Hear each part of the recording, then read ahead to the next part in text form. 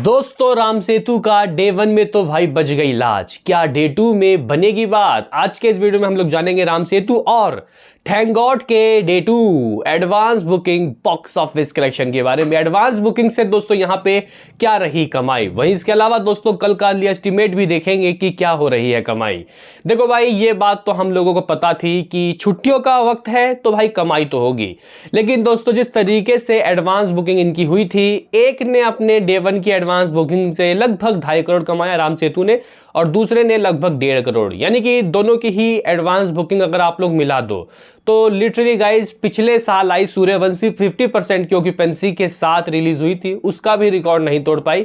उसकी advance booking तो मेरे ख्याल से 8-10 करोड़ के बीच की थी, यानी कि ऐसा माहौल आ चुका है। हालांकि वॉकिंग ऑडियंस ने दोस्तों राम सेतु की इज्जत बचाई, कह सकते हैं कि थैंक गॉड को भी अच्छा रिपोर्ट आ रहा है।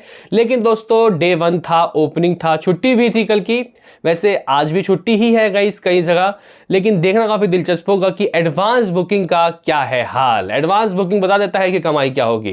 दोस्तों मैं अपना वीडियो शुरू करूं उससे पहले छोटा सा रिक्वेस्ट कि आप हमें सपोर्ट करें भाई साहब, चैनल को सब्सक्राइब करें। तो करते हैं अपने इस वीडियो को शुरू, लेट्स स्टार्ट।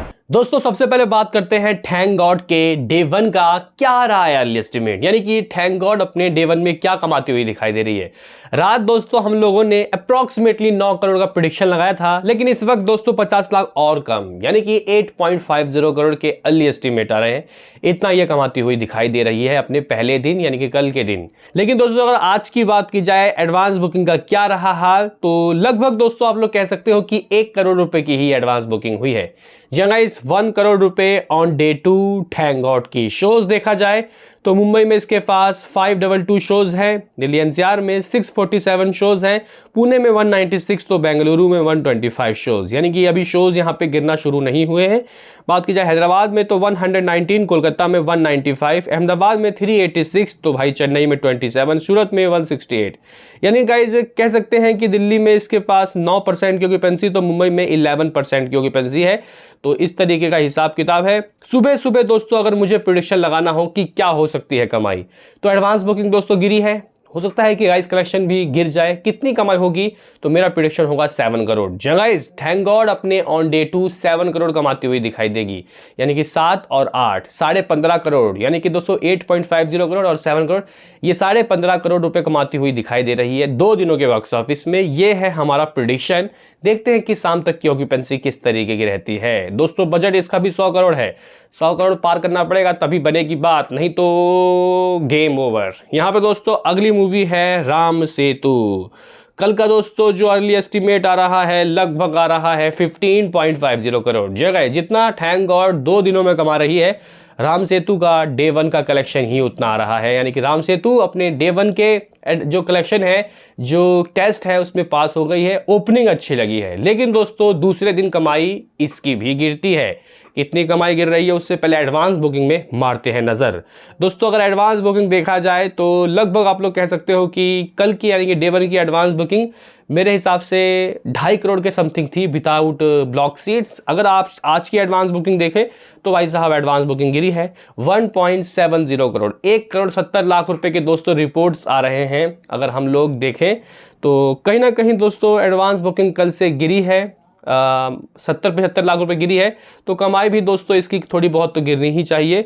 अभी यहाँ पे अगर हम लोग देखें मुंबई में दोस्तों इसके पास 670 शोज है, 2 हाउसफुल 30 फीलिंग फास्ट, 10% की ऑक्यूपेंसी। दिल्ली एनसीआर में दोस्तों 8% की ऑक्यूपेंसी है, 791 शोज, बिल्कुल दिल खोल कर शोज दिए गए हैं, 6 हाउसफुल 40 फीलिंग फास्ट। पुणे में 261 शोज है, 7 फीलिंग फास्ट। बेंगलुरु में 163 शोज है, 9 फीलिंग फास्ट। हैदराबाद में 122 शोज हैं, 2 फीलिंग फास्ट नहीं 2 हाउसफुल 30 फीलिंग फास्ट, यानी कि यहाँ पे 2 हाउसफुल हो चुके हैं हैदराबाद में। कोलकाता में 278 शोज, सिर्फ 4% की ऑक्यूपेंसी, बेहद ही बेकार मामला है भाई कोलकाता में। अहमदाबाद में दोस्तों 13% की occupancy, 438 shows, 2 Housefull 50 feeling fast, यानी कि अहमदाबाद में लोगों को ये मूवी ज़्यादा पसंद आ रही है। चेन्नई में दोस्तों 24% की ऑक्यूपेंसी, 45 शोज में, 6 हाउसफुल 15 फीलिंग फास्ट।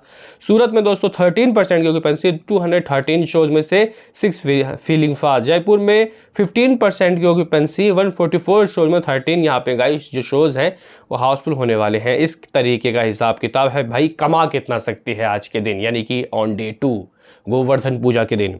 दोस्तों अगर हम लोग देखें ये जो मूवी है अपने बॉक्स ऑफिस में डबल डिजिट तो ला रही है जंगाइज, इसका दूसरा दिन डबल डिजिट आ रहा है। अगर मैं यहाँ पे दोस्तों आपको कमाई बताऊं कि इस ऑक्यूपेंसी से, इस एडवांस बुकिंग से ये कितना कमा सकती है, तो दोस्तों लगभग इसकी जो कमाई है मेरे हिसाब से 12 करोड़ आता हुआ दिखाई दे रहा है जंगाइज, 12 करोड़ आता हुआ दिखाई दे रहा है, यानी कि 27.50 करोड़, 2 दिनों में 27 करोड़ 50 लाख रुपए ये कमा लेगी।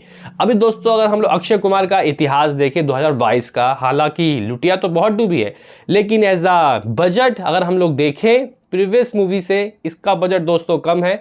यहां तक कि भाई बच्चन पांडे का बजट भी 170 करोड़ था, 160 170 करोड़।